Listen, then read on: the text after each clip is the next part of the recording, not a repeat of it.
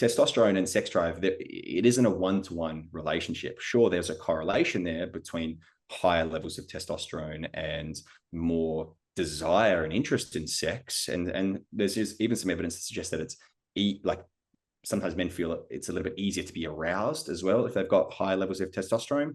However, like I said, it's not one-to-one, because there's also research that suggests that testosterone replacement therapy doesn't impact men across the board in terms of increasing the libido. There's a good percentage of guys who don't experience higher libido or higher sex drive purely from just taking more testosterone or just having more testosterone in their system.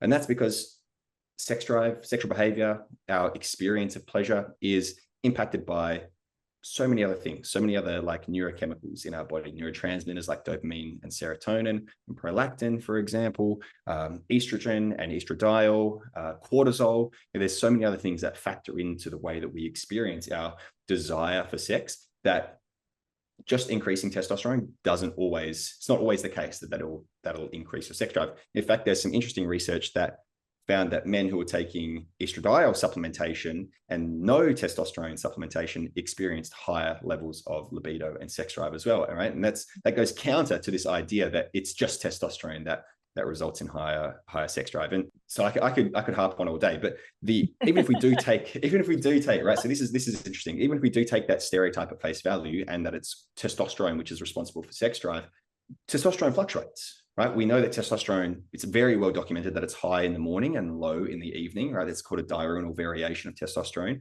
That's very well documented.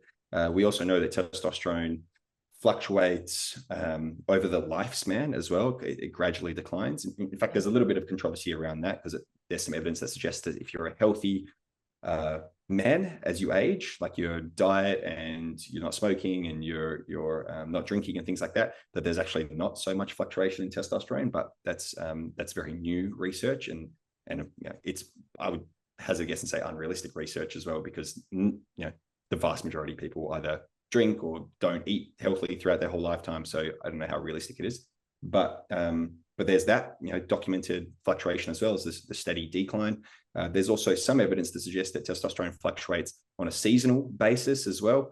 The research is a little bit conflicting, but some of the research suggests that testosterone is higher in the cooler months in winter and lower in the summer months.